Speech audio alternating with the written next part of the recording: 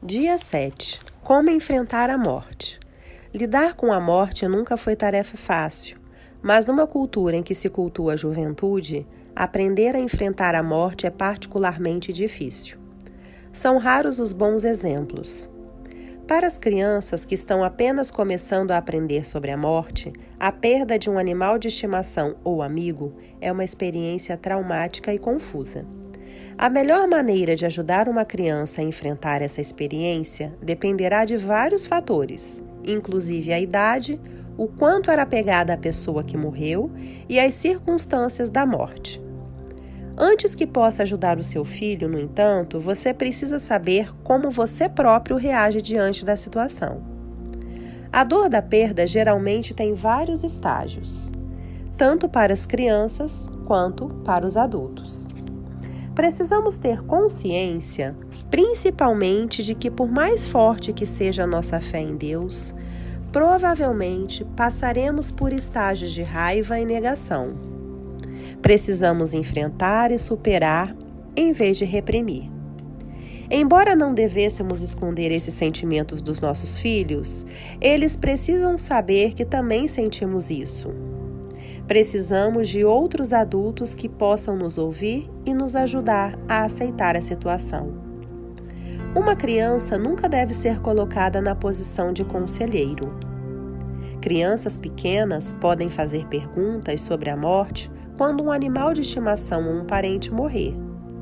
Essas perguntas devem ser respondidas o mais abertamente possível, sem evasivas nem detalhes desnecessários. A criança pode responder à morte de alguém próximo sentindo culpa, porque talvez se lembre de uma ocasião em que tenha ficado brava com a pessoa falecida e ache que ela morreu por sua causa. A criança precisa de ajuda para perceber que os seus sentimentos não têm nenhuma relação com o que aconteceu. Ela também precisa de ajuda para superar o sentimento de rejeição. A pessoa amada intencionalmente a deixou. É discutível se uma criança pequena deve ou não ir a um funeral. As crianças com mais de 5 ou 6 anos estão melhor preparadas para compreender e lidar com a experiência. Depois de enfrentar uma morte, a criança deve permanecer em casa, mesmo que os seus pais ainda estejam sofrendo com isso. As crianças sofrem e podem precisar ver que os outros também estão sofrendo. Por volta dos 8 anos, a criança começa a entender a morte como algo inevitável e irreversível. Nessa fase, ela precisa de liberdade para falar no assunto.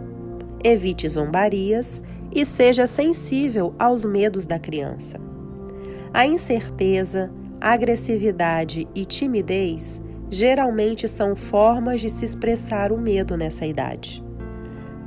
Pode ser uma boa ideia levar o seu filho para participar de um culto fúnebre. Prepare-o conversando sobre as partes do culto. Se houver velório, deixe a criança decidir se quer olhar ou tocar no caixão.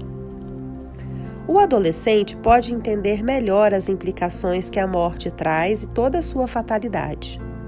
Numa fase já conturbada emocionalmente, ele precisa de espaço para expressar os seus sentimentos sem censura. O jovem pode querer privacidade para entender os seus pensamentos e buscar apoio com outros colegas. Em qualquer idade, o nosso filho precisa entender a morte da melhor maneira que puder sob a luz da fé. A Bíblia ensina que a morte é universal. Ao enfrentar a morte, os cristãos devem chorar, mas sem perder a esperança. Concorde com o seu filho quando ele disser que tudo o que acontece na vida nem sempre parece justo ou lógico. Uma atitude realista irá eximi-lo de qualquer culpa, caso esteja se sentindo responsável pela morte. Embora a presença de Deus seja um momento de pesar, a dor não desaparece. Nós não deixamos de ser humanos. Com seu exemplo de confiar abertamente e encarar as incertezas da vida, a criança aprenderá que a dor é normal e que podemos aceitar e expressar nossos verdadeiros sentimentos sem medo.